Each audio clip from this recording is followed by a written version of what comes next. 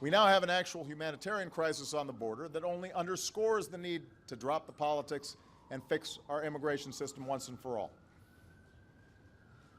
In recent weeks, we've seen a surge of unaccompanied children arrive at the border, brought here and to other countries by smugglers and traffickers. I'm beginning a new effort to fix as much of our immigration system as I can on my own, without Congress.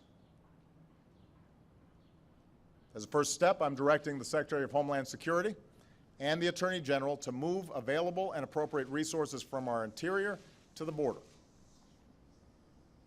Protecting public safety and deporting dangerous criminals has been and will remain the top priority, but we are going to refocus our efforts where we can to make sure we do what it takes to keep our border secure. On several points of the current immigration deluge enveloping the American Southwest, most people can agree on these. There is a humanitarian crisis of immense proportions that the American government was not prepared to deal with. This is not a spur-of-the-moment crush to leave another country for America. This is obviously well planned and executed to take advantage of American largesse and sympathy. But is this a national security crisis? This is where the split begins. Let's go ahead and start the debate right here on Midpoint. Let us welcome in the Director of Policy Studies for the Center for Immigration Studies. Jessica Vaughan joins us. Jessica, thanks so much for being here. My pleasure. Here is the very simple question. Well, before I even start about whether or not this is a national security issue, let me deal with some of the things that Barack Obama has said that he is doing right now with more money being thrown at or being put into the American Southwest. Is it not fair to say that at least what he is doing is necessary to at least bolster a law enforcement force that is completely overwhelmed at this point, and border towns and citizens and towns that are completely overwhelmed as well? Well, if the purpose of this influx of funding is to actually stop the flow and start sending people home, which will also discourage new ones from coming, then it's an appropriate investment of resources. But if the purpose of this infusion of personnel, including judges and lawyers and prosecutors, is simply to just process people into a form of legal status more quickly, then it's ultimately going to cost us more money than we're going to, accomplish anything with this. So the key thing to remember is, what is the administration's end game? A surge of resources. Are they just trying to get, rubber stamp people in more quickly, or are they actually going to do what it takes to stop this crisis and stop inspiring people to keep coming here with their kids? All right, now we're seeing an awful lot of video here of children, and we've talked to people who are on the ground, and they'll tell us that there are kids, teenagers, young people, all ages that are crossing the border here right now. We rarely, though, hear those on the ground at the border itself who are involved in towns and local governments talking about national security. Let's focus on that here for a minute. And let's look at all sides of this. There is a side here that says there is no doubt that there are people coming in this influx that are not being checked, not being looked at. It is a national security crisis. There are others saying we're overthinking this, and maybe it's a little more hyperbole than anything else to think that this is going to affect our national security right away. Where do you stand on this, and what's your thinking as to what's going on with regard to national security? Well, I can understand why people are concerned, because in order to deal with all of the children and families who are coming over, the Border Patrol has had to pull people off the line so that they can help take care of the families, and that leaves us vulnerable at the border. But I don't think, from what we've learned through our research and the interviews that our team has done down in the border, most of the kids and families who are coming over are not in and of themselves a national security threat. They're here because they think it's better in the United States than in their home country, and they've been told by friends and family that now is the time to come and that they'll be allowed to stay. Really, what that is potentially is a fiscal crisis and labor market distortion that's going to happen when these people land in all these communities around the country. But I don't see much of an actual national security threat from the people who are coming. Would you not admit, though, that it is possible? Because there are those who will say, quite frankly, we got caught off guard on this, and this was a planned operation in so many ways. But would you not at least admit it is possible that there could be cartels, there could be influences. And there's a lot of discussion, too, about Middle Eastern influences, other groups as well, terrorist groups who may be taking advantage of this. And even if they sneak, and I'm going to use the word sneak one or two across the border, that's one or two too many. Would you not admit that there is at least the possibility for that? There's definitely the possibility. It's happened before. We know that terrorist organizations monitor our security situation and our border security specifically to look for vulnerabilities. I mean, we saw that in 9/11. They watched what happened, with student visa applicants and need allowed to stay.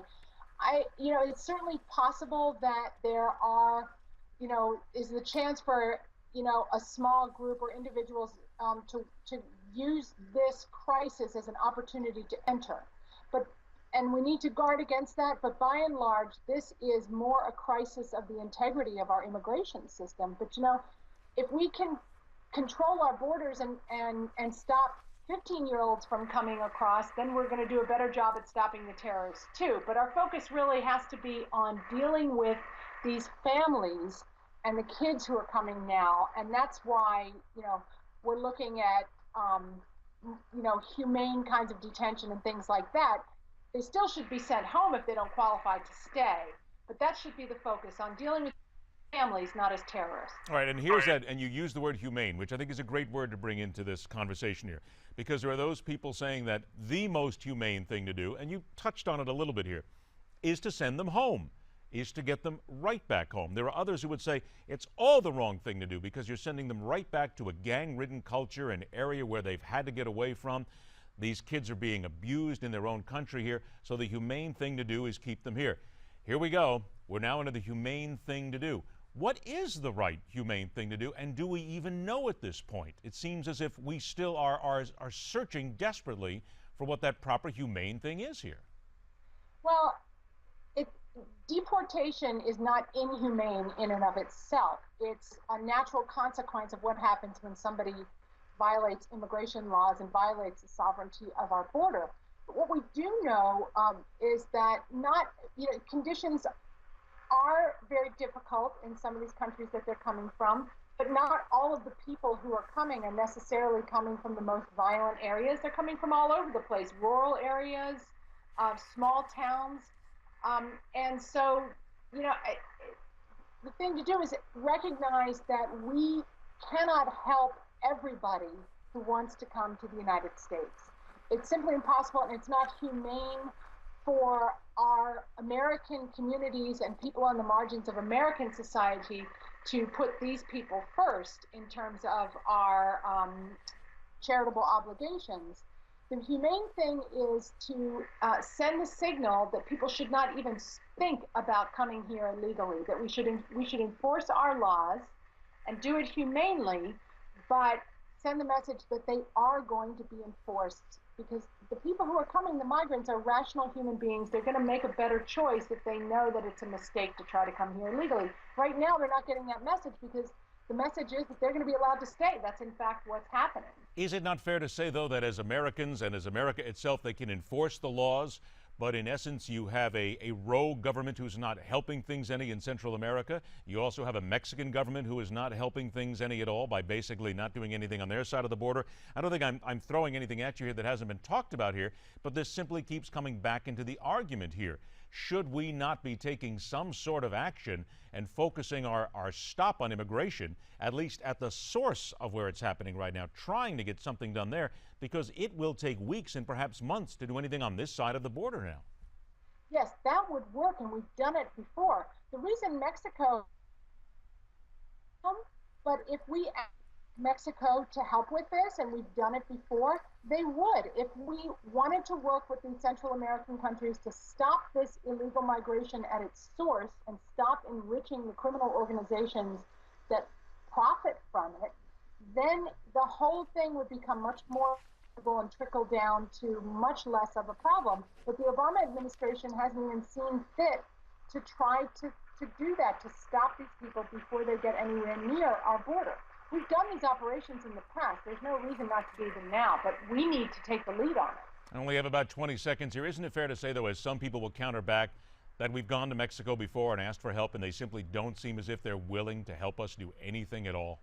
Oh, I don't think that's true. We know from past experience that they will help. We have leverage with Mexico, and we should use it. We need to be the leader here. Are we using that leverage, though? You just indicated we're not using it, correct? No, we're not. The administration has chosen not to use that leverage. And that leverage would be financial, of course. Financial, or just simply, looking for cooperation. How can we help you? You don't get diplomatic visas unless you start helping, unless you stop letting all these Central Americans come through your country. Stop issuing them permits. Stop issuing them visas. There you go. We're going to take, sanctions against you. Part of the issue that's not being taken care of. Jessica, thank you so much for joining us today. We'll do it again. Thank you. All right, a simple question. We're asking for a simple response. What is wrong with America?